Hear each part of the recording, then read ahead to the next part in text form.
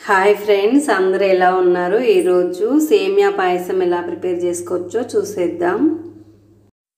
ఈ ప్రాసెస్లో ప్రిపేర్ చేసుకోండి ఫ్రెండ్స్. ఎన్ని గంటలైనా సేమియా పాయసం గట్టి పడకుండా పలచగా ఉంటుంది. వాటర్, మిల్క్ ఏ కొలతలతో తీసుకుంటే పాయసం చిక్కబడకుండా పలచగా వస్తుందో ఈ వీడియోలో క్లారిటీగా చెప్పడం జరిగింది. స్కిప్ చేయకుండా వీడియో మొత్తం చూడండి ఫ్రెండ్స్. టేస్ట్ కూడా చాలా బాగుంటుంది. ఇప్పుడు దీనిని ఎలా ప్రిపేర్ చేసుకోవచ్చో చూసేద్దాం. దీనికోసం ఒక బౌల్ తీసుకొని దాంట్లో 1.5 కప్పుల బెల్లం తురుము వేసుకోవాలి. బెల్లం తురుము మీరు స్వీట్ తినేదాన్ని బట్టి మీ టేస్ట్కు తగ్గట్టు మీరు వేసుకోండి ఫ్రెండ్స్. దీంట్లో 1 కప్పు వాటర్ పోసుకోవాలి. ఇప్పుడు ఈ బౌల్ని స్టవ్ మీద పెట్టి స్టవ్ ఆన్ చేసుకొని బెల్లం తురుము మంచిగా కరిగే వరకు ఉడికించుకోవాలి.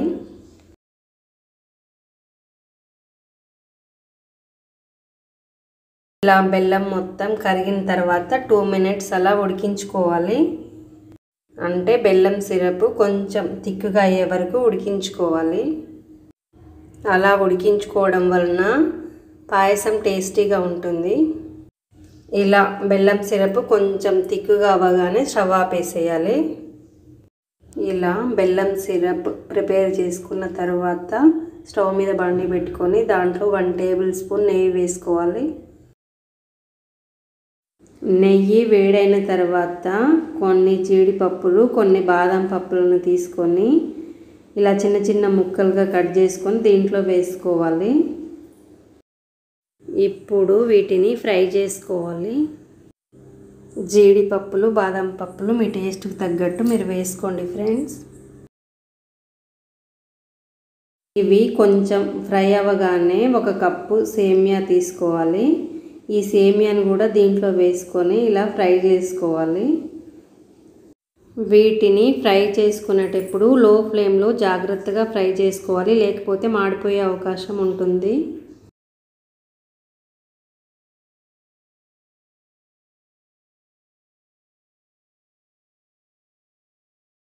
ఇలా సేమియా మంచి కలర్ వచ్చే వరకు ఫ్రై చేసుకున్న తర్వాత ఇప్పుడు దీంట్లో పాలు పోసుకోవాలి.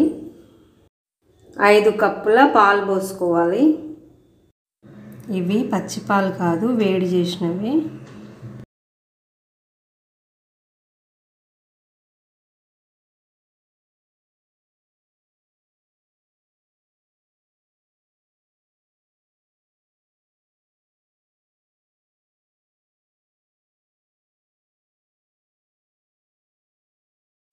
పాలు పోసిన తర్వాత 2 కప్స్ వాటర్ పోసుకోవాలి.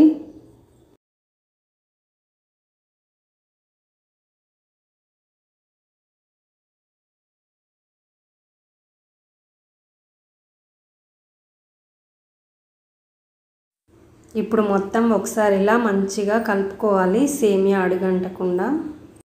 ఇప్పుడు సేమియాని మంచిగా ఉడికించుకోవాలి.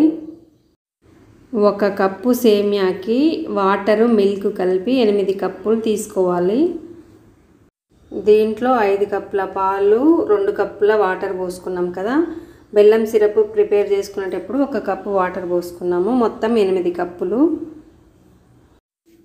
వాటరు, మిల్క్ కలిపి 8 కప్పులు పోస్తేనే పాయసం చిక్కబడకుండా పల్చగా ఉంటుంది. నా వీడియోస్ మీకు మంచిగా అనిపిస్తే తప్పకుండా సబ్స్క్రైబ్ చేసుకోండి ఫ్రెండ్స్. కింద సబ్స్క్రైబ్ బటన్ ఉంటుంది, దాని మీద క్లిక్ చేసి సబ్స్క్రైబ్ చేసుకోండి. పాలు కూడా కొంచెం చిక్కగా అయ్యే వరకు ఉడికించుకోవాలి. పాలు కూడా కొంచెం చిక్కగా అయినవి. ఇలా సేమియా కూడా మంచిగా ఉడికింది. ఇలా మంచిగా ఉడికిన తర్వాత ఇప్పుడు దీంట్లో యాలకుల పొడి వేసుకోవాలి. 1/2 టీ స్పూన్ యాలకుల పొడి వేసుకోవాలి. యాలకుల పొడి కొంచెం ఎక్కువ వేసుకుంటేనే టేస్ట్ బాగుంటుంది. యాలకుల పొడి వేసిన తర్వాత 1 నిమిషం అలా ఉడికించుకొని స్టవ్ ఆపేసేయాలి. స్టవ్ ఆపేసిన వెంటనే మనం ప్రిపేర్ చేసుకొని పెట్టుకున్న బెల్లం సిరప్ని ఈ పాయసంలో ఇలా వడగట్టుకోవాలి. బెల్లం సిరప్లో ఏమైనా నలకలు అలాంటివి ఉంటే పోతాయి. బెల్లం సిరప్ని పాయసంలో పోసుకునేటప్పుడు బెల్లం సిరప్ మరీ వేడిగా ఉండకుండా కొంచెం చల్లారిన తర్వాత పోసుకోవాలి. అలా పోసుకోవడం వలన పాయసం విరిగిపోకుండా ఉంటుంది.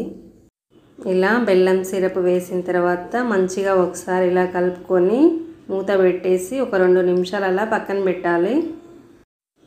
అంతే ఫ్రెండ్స్, ఎంతో టేస్టీగా ఉండే సేమియా పాయసంను ఇలా ఈజీగా ప్రిపేర్ చేసుకోవచ్చు. ఈ కొలతలతో ప్రిపేర్ చేసుకోండి ఫ్రెండ్స్. ఎన్ని గంటలైనా సేమియా పాయసం చిక్కబడకుండా పల్చగా ఉంటుంది. నెక్స్ట్ డే కూడా పాయసం చిక్కబడకుండా పల్చగా ఉంటుంది. సేమియా ఎక్కువ వేసుకుంటే కూడా పాయసం గట్టిపడుతుంది. సేమియాని ఎక్కువ వేసుకోవద్దు. ఈ వీడియో మీకు నచ్చినట్లయితే తప్పకుండా లైక్ చేయండి ఫ్రెండ్స్. కింద లైక్ బటన్ ఉంటుంది, దాని మీద క్లిక్ చేయండి. మీ ఫ్రెండ్స్కి కూడా షేర్ చేయండి. మంచి వీడియోతో మళ్ళీ కలుసుకుందాం ఫ్రెండ్స్.